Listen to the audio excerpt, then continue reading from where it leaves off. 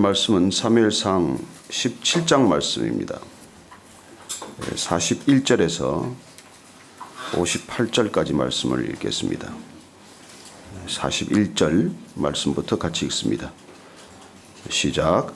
블레셋 사람이 방패든 사람을 앞세우고 다윗에게로 점점 가까이 나아가니라. 그 블레셋 사람이 둘러보다가 다윗을 보고 업신여기니 이는 그가 젊고 붉고 용모가 아름다움이라. 블레셋 사람이 다윗에게 이르되 내가 나를 개로 여기고 막대기를 가지고 내게 나왔느냐 하고 그의 신들의 이름으로 다윗을 저주하고, 그 블레셋 사람이 또 다윗에게 이르되 내게로 오라. 내가 네 살을 공중의 새들과 들짐승들에게 주리라 하는지라. 다윗이 블레셋 사람에게 이르되 너는 칼과 창과 단창으로 내게 나아오거니와 나는 만군의 여호와의 이름 곧 내가 모욕하는 이스라엘 군대의 하나님의 이름으로 내게 나아가노라. 오늘 여호와께서 너를 내 손에 넘기시리니 내가 너를 쳐서 내 목을 베고 블레셋 군대의 시체를 오늘 공중의 새와 땅의 들짐승에게 주어 온 땅으로 이스라엘에 하나님이 계신 줄 알게 하겠고, 또 여호와의 구원하심이 칼과 창에 있지 아니함을 이 무리에게 알게 하리라. 전쟁은 여호와께 속한 것인즉 그가 너희를 우리 손에 넘기시리라. 블레셋 사람이 일어나 다윗에게로 마주 가까이 올 때에 다윗이 블레셋 사람을 향하여 빨리 달리며 손을 주머니에 넣어 돌을 가지고 물매로 던져 블레셋 사람의 이마를 치매 돌이 그의 이마에 박히니 땅에 엎드러지니라. 다윗이 같이 물매와 돌로 블레셋 사람을 이기고 그를 쳐 죽였으나 자기 손에는 칼이 없었더라. 다윗이 달려가서 블레셋 사람을 밟고 그의 칼을 그의 칼집에서 빼내어 그 칼로 그를 죽이고 그의 머리를 베니 블레셋 사람들이 자기 용사의 죽음을 보고 도망하는지라. 이스라엘과 유다 사람들이 일어나서 소리 지르며 블레셋 사람들을 쫓아 가이와 에그론 성문까지 이르렀고, 블레셋 사람들의 부상자들은 사라임 가는 길에서부터 가드와 에그론까지 엎드려졌더라. 이스라엘 자손이 블레셋 사람들을 쫓다가 돌아와서 그들의 진영을 노략하였고, 다윗은 그 블레셋 사람의 머리를 예루살렘으로 가져가고 갑주는 자기 장막에 두니라. 사울은 다윗이 블레셋 사람을 향하여 나아감을 보고 군사령관 아브넬에게 묻되 아브넬아, 이 소년이 누구의 아들이냐? 아브넬이 이르되 왕이여, 왕의 사심으로 맹세하옵나니 내가 알지 못하나이다 하매, 왕이 이르되 너는 이 청년이 누구의 아들인가 물어보라 했더니, 다윗이 그 블레셋 사람을 죽이고 돌아올 때 그 블레셋 사람의 머리가 그의 손에 있는 채 아브넬이 그를 사울 앞으로 인도하니, 사울이 그에게 묻되 소년이여 누구의 아들이냐 하니, 다윗이 대답하되 나는 주의 종 베들레헴 사람 이새의 아들입니다 아니라. 아멘. 이 다윗과 골리앗의 싸움 그 결과는 지난 3000년 동안 익히 알려져 있습니다. 어떻게 보면 이 그림처럼 우스꽝스러운 그림이 없을 거예요. 우리가 지금 눈앞에 펼쳐진다고 생각을 해보십시다. 어떻게 보면 이렇게 기네스북에 나올 만한 거인 3m 가까운 그런 거인과 그 사람 또 이렇게 온 중무장을 하고 서 있는 사람과 그야말로 지팡이 하나와 물맷돌 가지고 서 있는 평상복 차림의 이 다윗, 이게 전장의 그림이라고 보기에는 참 어렵고 우스꽝스러운 그런 그림이죠. 그리고 거대한 전차와 맨손에 어린아이가 서 있는 거랑 마찬가지입니다. 어쩌면 우리가 세상 가운데 서 있는 모습이기도 하겠죠. 거대한 세상 가운데 우리가 이렇게 서 있을 때 우리는 이렇게 어떤 왜소함이나 우리 자신의 미흡함을 느낄지 모릅니다. 그러나 오늘 익히 아는 대로 이 전쟁은, 이 싸움은 결과가 우리에게 너무 잘 알려져 있어요. 그걸 우리가 더 읽어서 뭐 하겠습니까? 사실 다 아는 얘기인데. 그러나 이 얘기는 두고 읽어야 할 얘기예요. 특별히 오늘 다윗과 골리앗 간의 대화는 우리가 두고 기억해야 할 대화입니다. 세상이 두려울 때, 사람이 두려울 때, 내가 무슨 일을 시도할 때, 새로운 모험 앞에 서 있을 때 우리는 두고 이 얘기를 기억하고 두고 읽어야 할 얘기예요. 오늘 대화의 핵심은 그렇습니다. 골리앗, 그는 누구인가 하는 것입니다. 다윗, 그는 누구인가 하는 것이에요. 어쩌면 골리앗은 자기 자신이 누군지를 몰랐어요. 이스라엘 백성들 또한 마찬가지입니다. 그들이 누군지를 몰랐다는 것이죠. 손자병법을 보면은 뭐 백전백승하려면 지피지기해야 하는 거 아닙니까? 나를 알고 적을 알아야 백전백승인데 나를 모르고 적을 모른다면 백전백패겠죠. 다윗은 자기가 누군지를 몰랐어요. 자기 힘만 믿었으니까. 내가 가진 것만 믿었으니까. 내 능력만 믿는 사람이니까. 이스라엘 백성들은 자기가 누군지를 잊었어요. 그들이 하나님의 백성이라는 것. 하나님과 함께 있다는 것. 그걸 잊은 것이죠.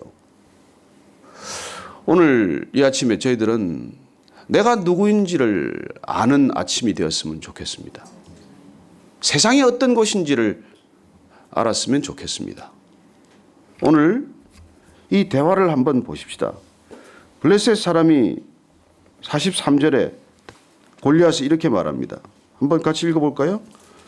블레셋 사람이 다윗에게 이르되 내가 나를 괴로 여기고 막대기를 가지고 내게 나왔느냐 하고 그의 신들의 이름으로 다윗을 저주했습니다.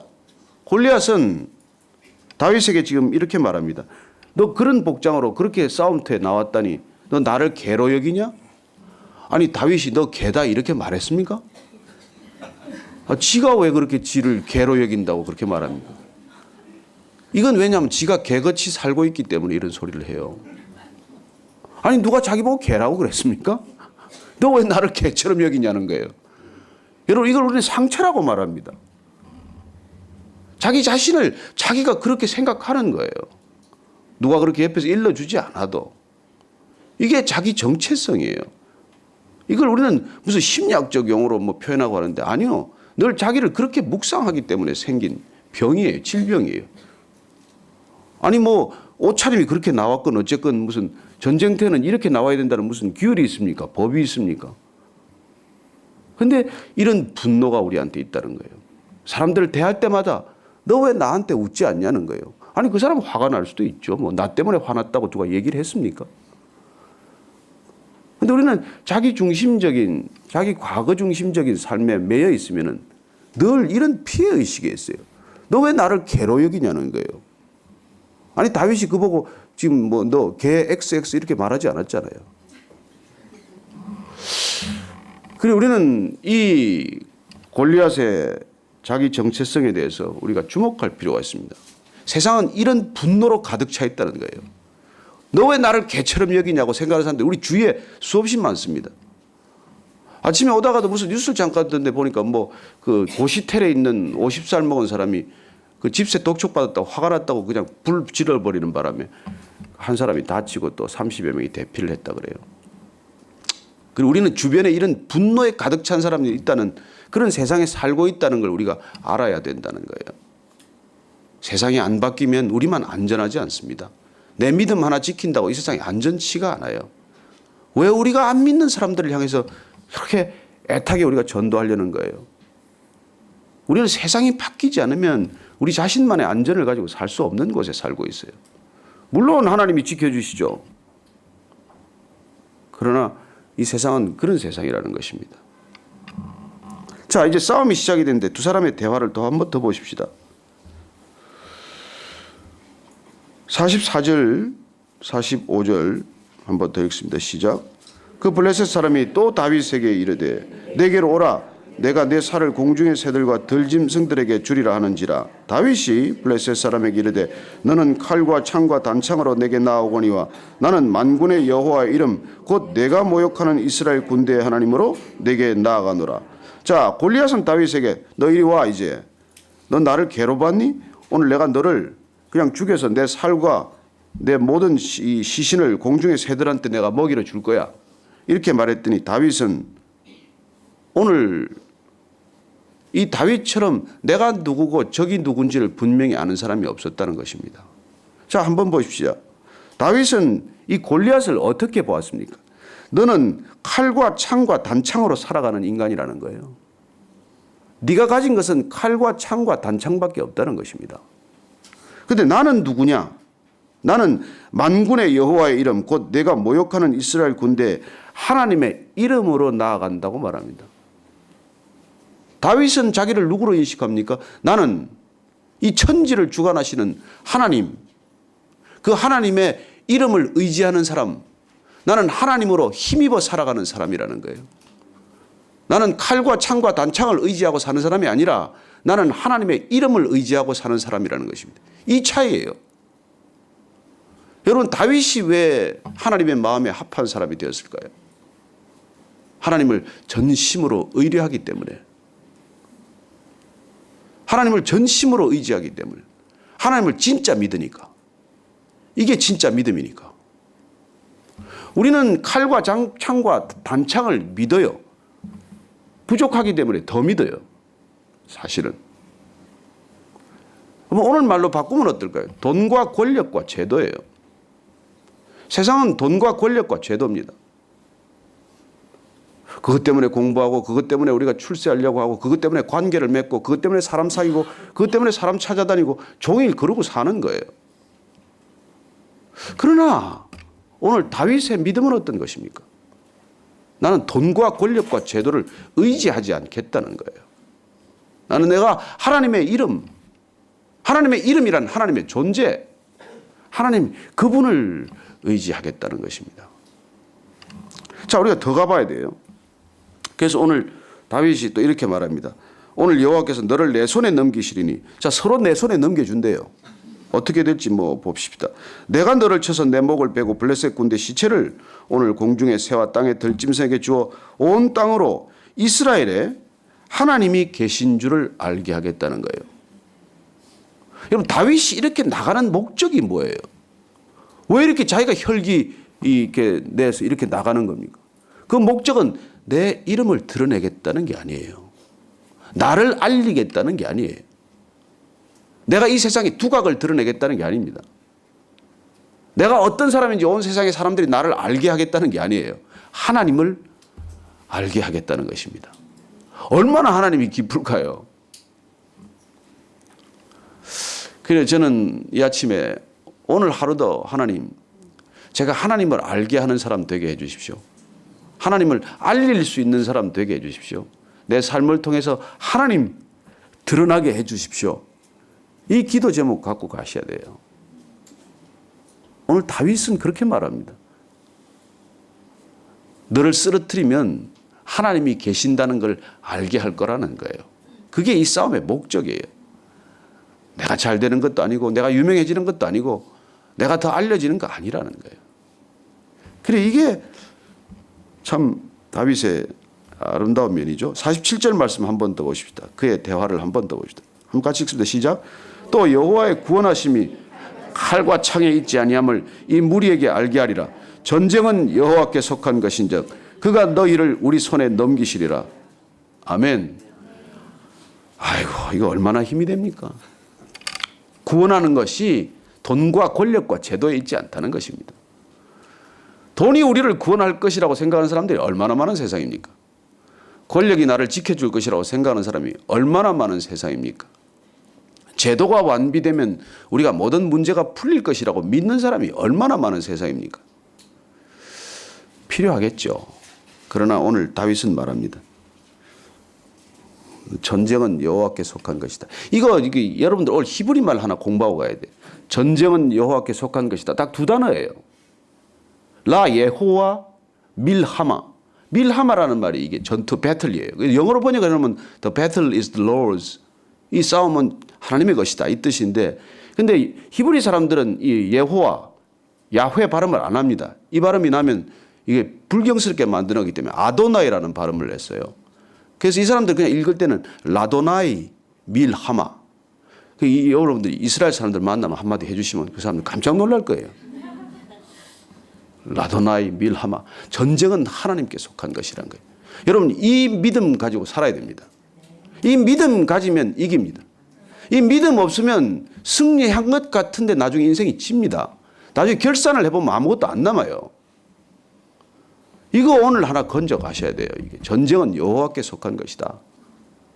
이게 다윗의 믿음 아닙니까? 구원이 돈과 권력과 제도에 있는 게 아니라는 거예요.